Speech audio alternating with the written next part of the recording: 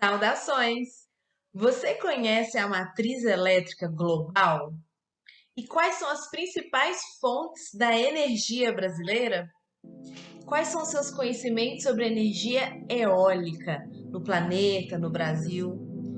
Focados numa abordagem das soluções às questões planetárias que vivemos, com a perspectiva global e baseado no Brasil, hoje vamos falar das fontes de energia com ênfase na energia eólica e posteriormente também abordaremos o hidrogênio verde no Brasil. Vamos apresentar o escopo deste vídeo com os assuntos que trataremos a seguir. Vamos iniciar falando sobre as formas de energia e dando ênfase para a energia elétrica, tratando tanto da matriz elétrica global quanto a brasileira, falando sobre conceitos e dando ênfase nas emissões de gás de efeito estufa do setor de energia elétrica.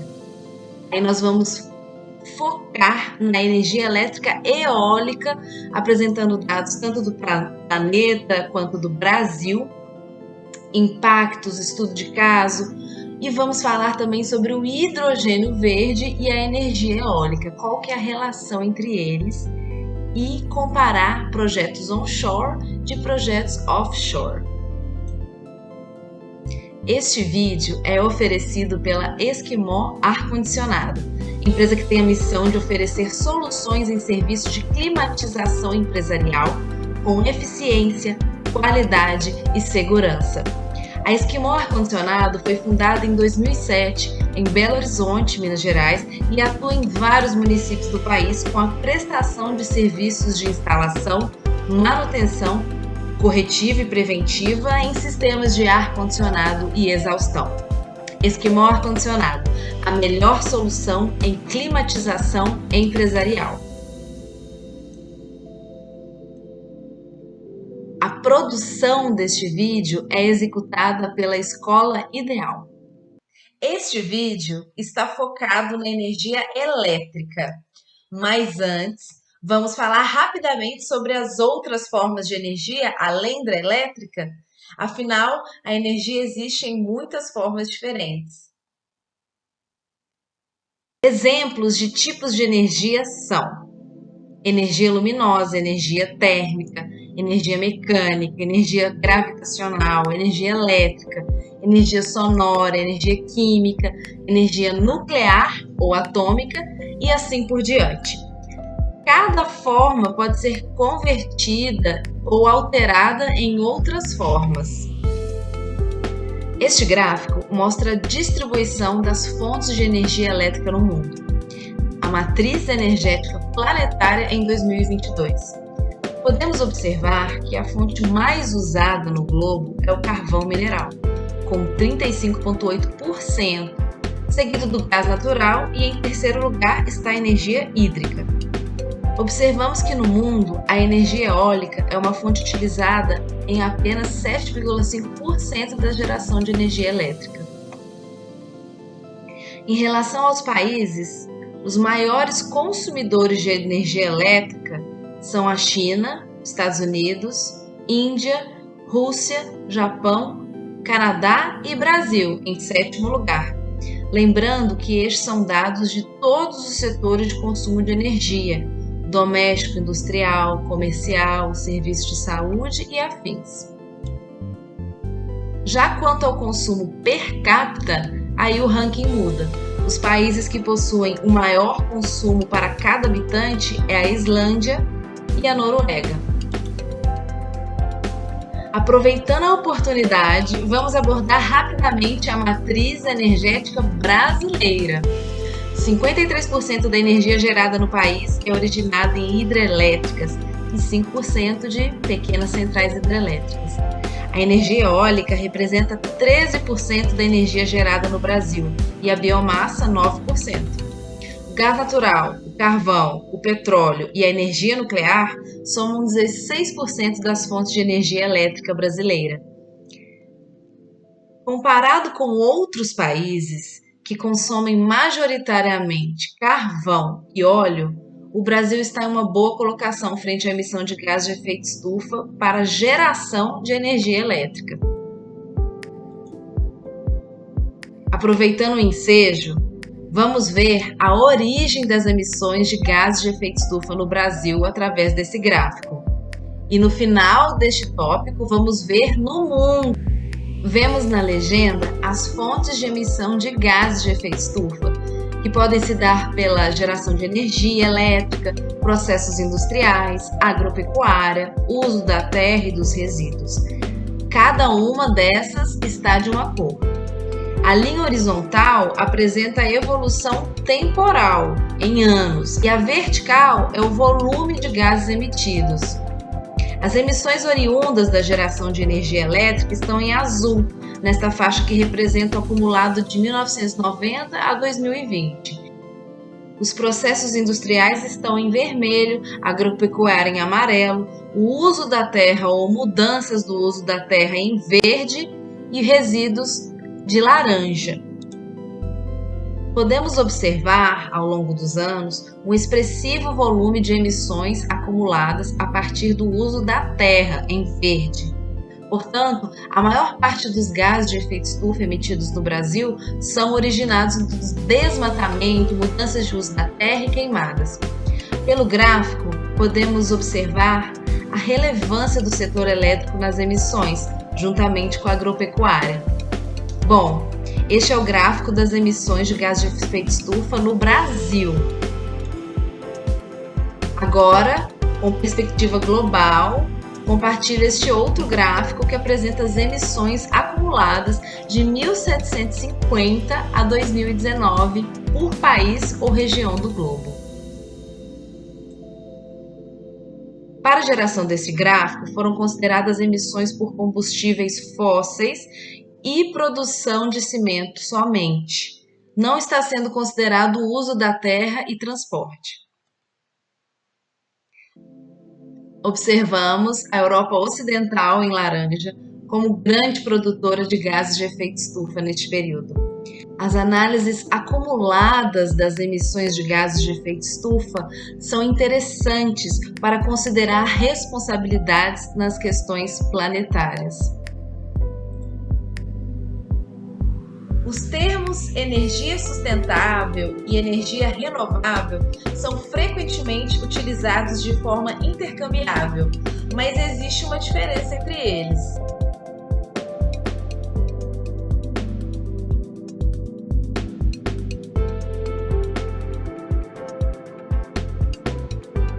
Eles também podem ocorrer de forma conjunta.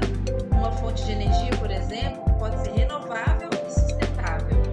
A energia sustentável tem seus projetos planejados para controlar os impactos em todas as etapas e processos produtivos. Um exemplo é a lenha. Seu uso como fonte de energia será sustentável quando a madeira for cultivada através de um manejo florestal adequado e quando houver controle dos poluentes liberados durante a sua queima.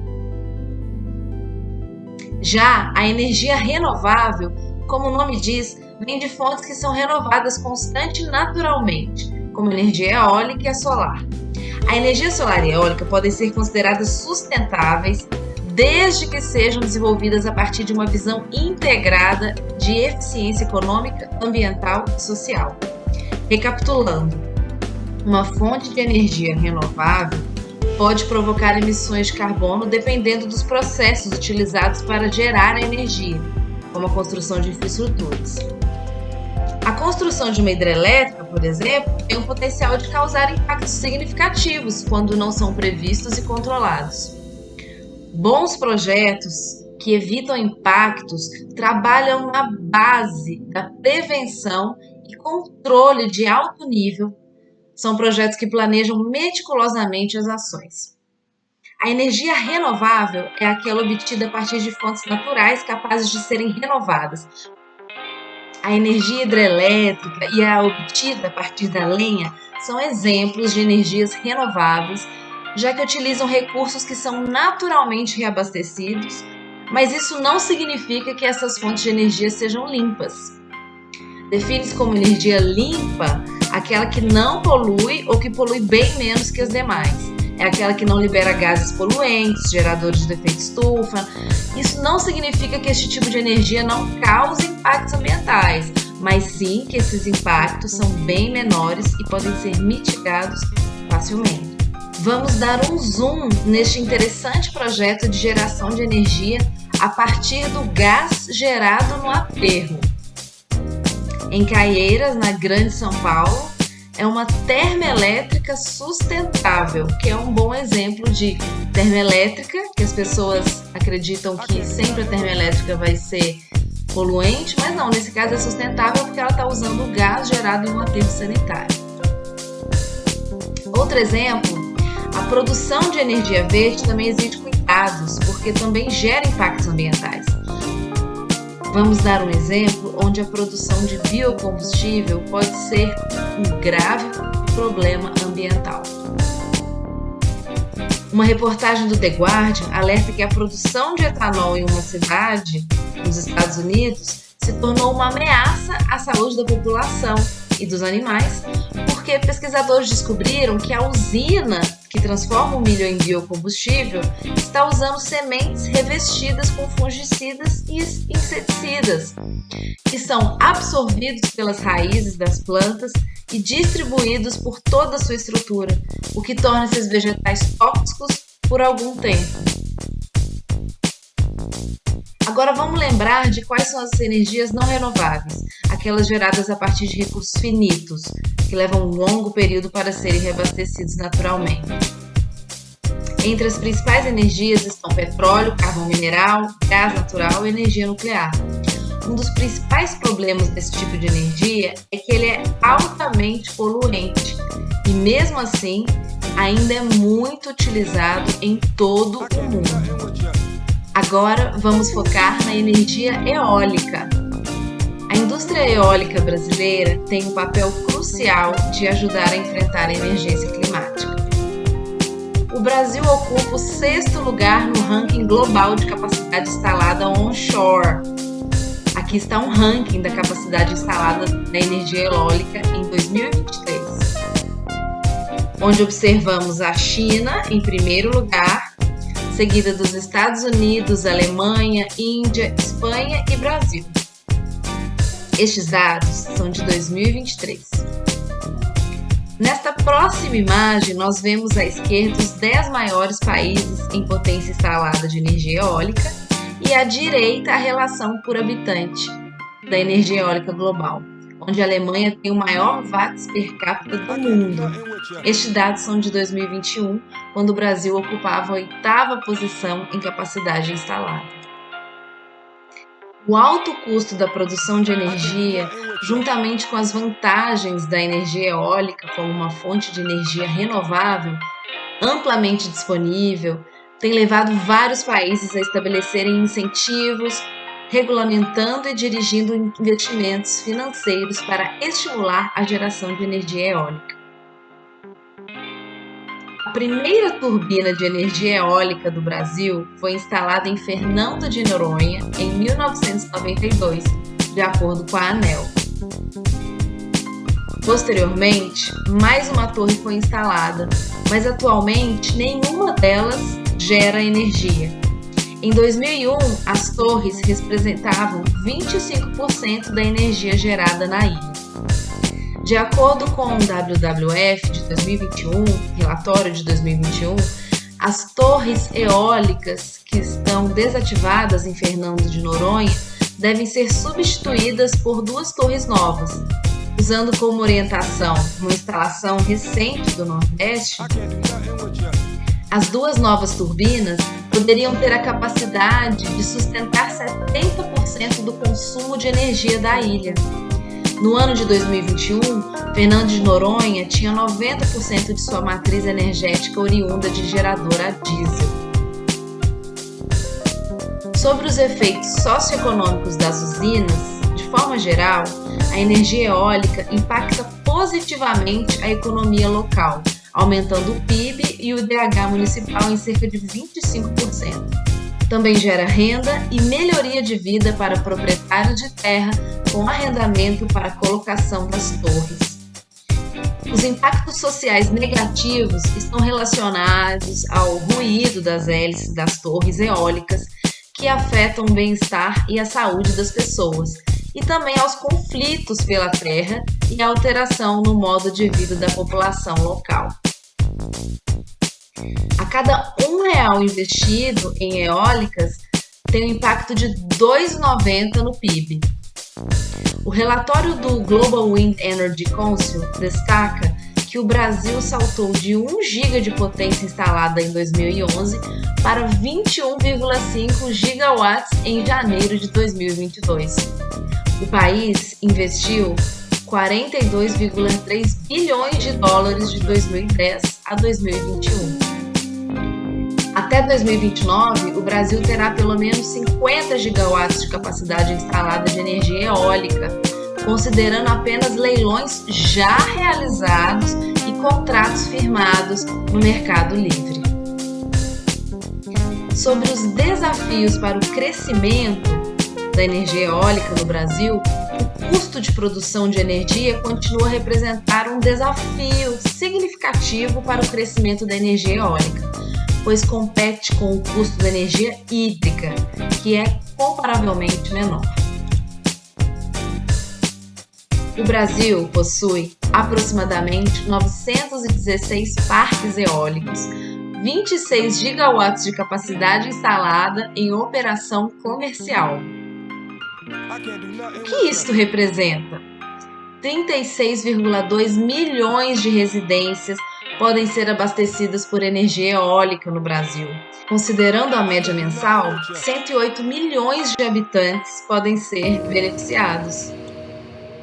Ainda falando sobre o crescimento da energia eólica no Brasil, de acordo com o Global Wind Energy Council, o país registrou um incremento de 4 gigawatts na capacidade eólica no ano de 2022 e mais de 2 gigawatts de potência eólica foram adicionados no país até maio de 2023. Esses resultados colocam o país em terceiro lugar em volume de expansão, atrás somente da China e Estados Unidos. Como já dito, os parques eólicos já somam 26 gigawatts de capacidade instalada no Brasil, sendo 85% na região Nordeste. Os períodos mais favoráveis à geração eólica são o inverno e a primavera, principalmente entre os meses de agosto e setembro na região Nordeste, em que rotineiramente são registrados recordes de produção, segundo o Operador Nacional do Sistema Elétrico, ONS.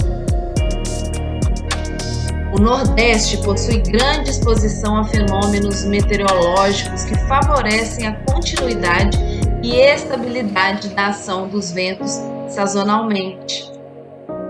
No litoral norte do Nordeste, a intensificação dos ventos alísios contribui para a geração de energia eólica.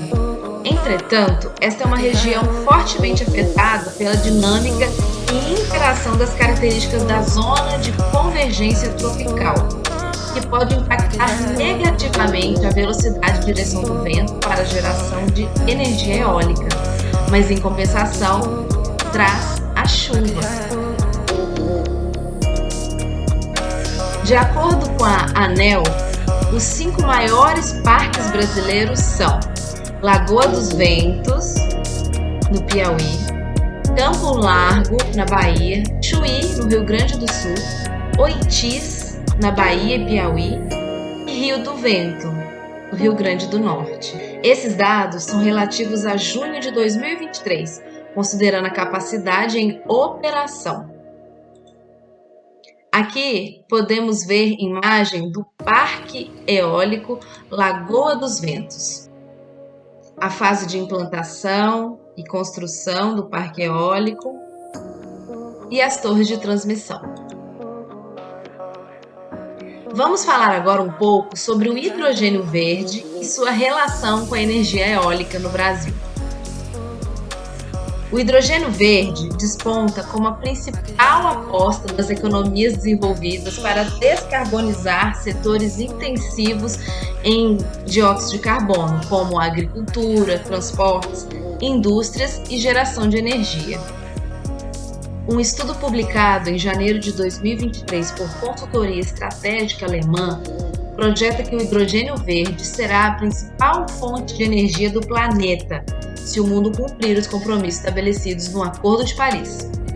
Nesse cenário, o mercado mundial de hidrogênio verde deverá movimentar mais de $1 trilhão em venda direta do combustível ou derivados. O hidrogênio verde é identificado como substituto estratégico do petróleo, gás e carvão para a obtenção de energia limpa. É relevante o potencial brasileiro para o hidrogênio verde, combustível produzido a partir de energias renováveis. O hidrogênio verde é produzido a partir de um processo de eletrólise da água, utilizando energia renovável, como a eólica e a solar. Aqui na figura, um fluxograma da produção a partir da energia eólica. O Brasil tem muita experiência com energias renováveis e enormes capacidades também através da produção e da exportação de hidrogênio verde e seus respectivos produtos. O Brasil tem potencial de virar uma potência global do hidrogênio verde. O Brasil pode se tornar um grande exportador do hidrogênio verde para a Europa. Estima-se que o mercado brasileiro de hidrogênio verde irá alcançar um valor anual de 150 bilhões, dos quais 100 bilhões serão provenientes das exportações. Como vocês podem ver, o hidrogênio verde ele pode ser estocado e transportado, por isso que ele é tão importante para a transformação da matriz energética global. Você pode transportar essa fonte de energia para outro país. De acordo com a Agência Internacional de Energia, o custo de produção por quilo de hidrogênio verde a partir da eletrólise da água no mercado internacional, com utilização de fontes renováveis, é de entre 3 e 8 dólares. Já no Brasil, se considerado o emprego da energia gerada em usinas eólicas ou solares no processo de eletrólise, o custo estaria entre 2 e 5 dólares. O baixo custo de produção de hidrogênio verde no Brasil se justifica, sobretudo, pela abundância de fontes renováveis. O país tem capacidade de produzir 1,3 milhão de megawatts a partir de geração eólica e solar. Em expansão, as fontes renováveis geram menos de 200 mil megawatts atualmente. O projeto piloto de P100, de hidrogênio verde, originado de uma iniciativa de pesquisa tecnológica, recebeu investimentos de 42 milhões. Já a Unigel, uma das maiores empresas químicas da América Latina e maior fabricante de fertilizantes nitrogenados do país, investiu 120 milhões para construir uma fábrica no polo Camaçari, na Bahia. Existem dois tipos de projetos de energia eólica, são eles: energia eólica onshore e offshore. Qual a diferença? Estes termos estão sendo utilizados em inglês, que significam em terra, onshore, e no mar, offshore. Tanto a energia eólica offshore como onshore desempenham um papel central na transição para o sistema elétrico livre de carbono. A tecnologia que as turbinas eólicas onshore e offshore utilizam para gerar eletricidade é essencialmente a mesma. Onde os dois diferem é na sua posição, tamanho, escala e como a eletricidade que gera é transferida. As vantagens das turbinas eólicas onshore são: é uma das formas mais baratas de energia renovável. A construção e operação de um parque eólico onshore cria significativamente menos emissões do que outras fontes de energia, enquanto os locais onde estão localizados ainda podem ser cultivados. Instalação mais rápida e manutenção mais fácil. Os parques eólicos onshore podem ser construídos em meses, em grande escala, e sua manutenção é relativamente barata e econômica em comparação com os parques eólicos offshore. As desvantagens da energia eólica onshore são: a consistência da geração de eletricidade a partir de parques eólicos pode ser desafiada pela variação da velocidade do vento e pelas mudanças na direção do vento. Impactos sociais e ambientais. Como já mencionado, ocorrem reclamações de ruído e questões da paisagem. Existem também algumas preocupações de que as turbinas possam representar uma ameaça para as aves. Os parques eólicos onshore produzem menos energia do que os offshore, ou seja, apresentam menor fator de capacidade. Uma turbina eólica onshore média produz cerca de 2,5 a 3 megawatts, em comparação com a média offshore de 3,6 megawatts. Tratando dos projetos offshore, suas vantagens são: maior eficiência das turbinas devido à velocidade e constância dos ventos, ausência dos impactos nas comunidades residentes no entorno, maior espaço para construções devido à escala e amplitude dos oceanos. As desvantagens das plantas offshore são: maiores custos de construção e operação, pois requerem infraestrutura mais complexa para manutenção e são mais caras para construir. Ventos mais fortes, mares turbulentos e questões de acessibilidade trazem maiores desafios à sustentabilidade dos projetos. Menor envolvimento local, porque essas turbinas elas exigem investimentos de grandes corporações. No entanto, elas podem prover empregos especializados e desenvolvimento de pessoal.